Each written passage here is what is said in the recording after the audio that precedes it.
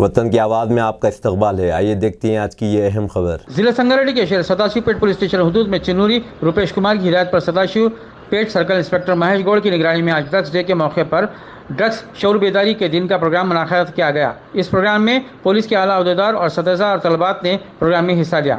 CI Mahesh Gaur ने TNT news channel से बात करते हुए बताया कि ड्रग्स से सारे तेलंगाना और अपनी फैमिली को बचाना है।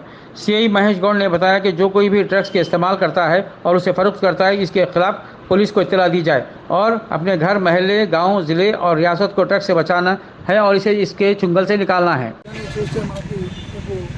యువత మీద దీని ప్రభావం పడి సమాజానికి చాలా నష్టం జరిగే పరిస్థితులు ముందు ఉన్నాయి.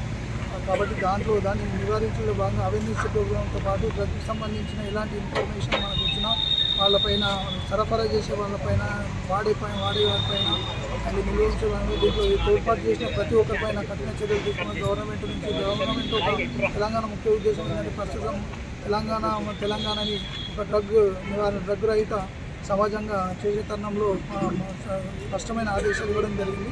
దాంట్లో భాగంగానే మేము ఇప్పుడు ప్రతి పాత నేరస్తులను వాళ్ళని గుర్తు చేయడము, వాళ్ళ నుంచి ఇన్ఫర్మేషన్ చేయడము, ఇదంతా కఠిన కేసులు పెట్టడము, షీట్లు ఓపెన్ చేయడము, అలాగే విధంగా ఒక భాగం అయితే ఎవరైతే యువత వాళ్ళు ఉన్నారో ఒకవేళ డ్రగ్స్ వాడుతున్న తరుణంలో వాళ్ళని పిలిచి కౌన్సిలింగ్ చేయడము, తల్లిదండ్రులను పిలిచి కౌన్సిలింగ్ చేయడం భాగంగా ఒక జస్ట్ ఆ స్థాయి సెకండ్ స్థాయిలో ఈ నివారణ చర్యలు చేపట్టా తెలుసుకున్నాము. దాంట్లో భాగంగానే ఈరోజు ఈ అవేర్నెస్ ప్రోగ్రామ్ మనం కండక్ట్ చేయడం జరిగింది.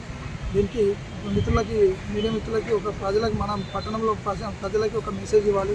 ఎక్కడ దీనికి సంబంధించిన సమాచారం అందుబాటులో ఉన్నా ఒకవేళ తెలిస్తే మనకు ఈ ఇన్ఫర్మేషన్ షేర్ చేస్తే ఒక మంచి బాధ్యత వహించిన వాళ్ళు ఉన్నారు. వాళ్ళ ఇన్ఫర్మేషన్ ఎప్పటికి కూడా మనం చెప్పడం జరగదు.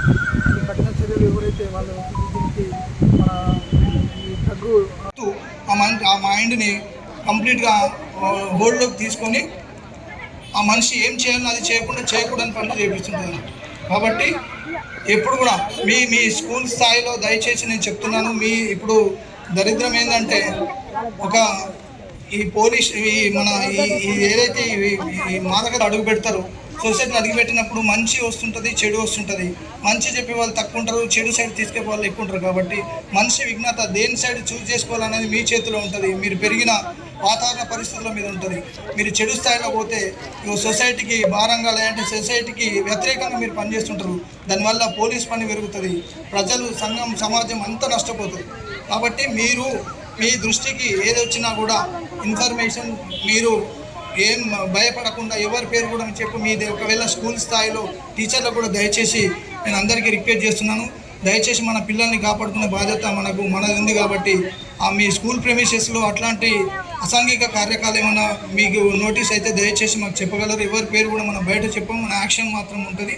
ఇట్లాంటి కేసులలో పోలీస్ స్టేషన్లో ఇట్లాంటి దాంట్లో స్కూల్ లెవెల్కి ఎవరైనా తీసుకొచ్చి ఇట్లాంటి ద్రోహానికి పాల్పడితే మాత్రం కఠిన చర్యలు ఉంటాయి.